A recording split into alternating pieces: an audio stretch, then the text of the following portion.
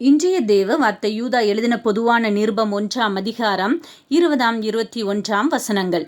நீங்களோ பிரியமானவர்களே, உங்கள் மகா பரிசுத்தமான விசுவாசத்தின் மேல் உங்களை உறுதிப்படுத்தி கொண்டு பரிசுத்த ஆவிக்குள் ஜெபம் பண்ணி தேவனுடைய அன்பிலே உங்களை காத்துக்கொண்டு நித்திய ஜீவனுக்கு ஏதுவாக நம்முடைய கர்த்தராக இயேசு கிறிஸ்துவினுடைய இரக்கத்தை பெற காத்திருங்கள்.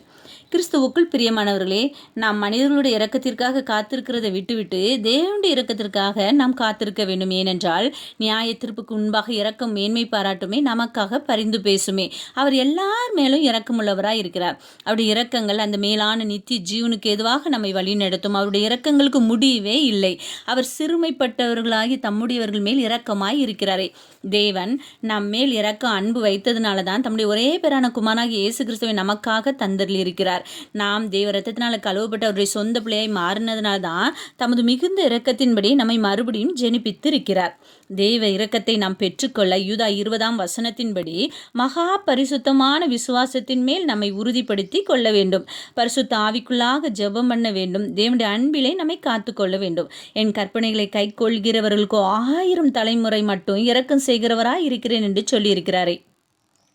தேவ இரக்கம் ஒரு மனுஷனுக்கு இருக்குமே, ஆனால் அவனை தேவன் கைவிடவும் மாட்டார், அழிக்கவும் மாட்டார், மறக்கவும் மாட்டார் என்று உபாகமம் 4ஆம் அதிகாரம் 31ஆம் வசனத்தில் எழுதியிருக்கிறதே.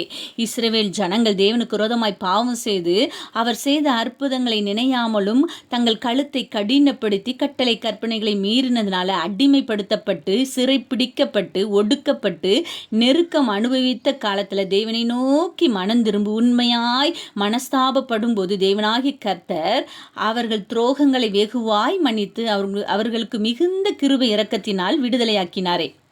தாவீது ராஜா தேவனை நோக்கி, என்னை மீட்டுக்கொண்டு என்மேல் இரக்கமாயிரும், நான் பலனற்று போனேன், எனக்கு சகாயராயிரும், உம்முடைய இரக்கங்கள் எனக்கு கிடையாமற் போக பண்ணாதையும், உம்முடைய உருக்கமான இரக்கத்தின்படி எனக்கு இறங்கும், என்னை கடாட்சித்தருளும், நான் பிழைத்திருக்கும்படி உம்முடைய இரக்கங்கள் எனக்கு கிடைப்பதாக உம்முடைய இரக்கங்கள் மிகுதியாய் இருக்கிறதே என்று சொல்லி தேவனை நோக்கி கெஞ்சி பிரார்த்தித்தான். தேவ இரக்கங்களை பெற காத்திருந்தான், பெற்றுக்கொண்டானே.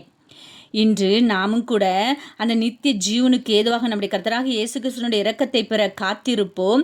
வேலைக்காரரின் கண்கள் தங்களுடைய எஜமான்களின் கையை நோக்கியிருக்குமா போலவும் வேலைக்காரியின் கண்கள் தன்னுடைய எஜமாட்டியின் கையை நோக்கியிருக்குமா போலவும் எங்கள் தேவனாகிய கர்த்தர் எங்களுக்கு இரக்கம் செய்யும் வரைக்கும் எங்கள் கண்கள் அவரையே நோக்கியிருக்கிறது என்று தாவீது ராஜா சொன்னது போல நம்முடைய கண்களும் அவரையே நோக்கி இருக்கட்டும். அவருடைய இரக்கத்தை பெற காத்திருப்போம். தேவ இரக்கத்தை பெற்றுக்கொள்வோம். கர்த்தர் தாமே நம்மை ஆசீர்வதிப்பாராக. ஆமென்.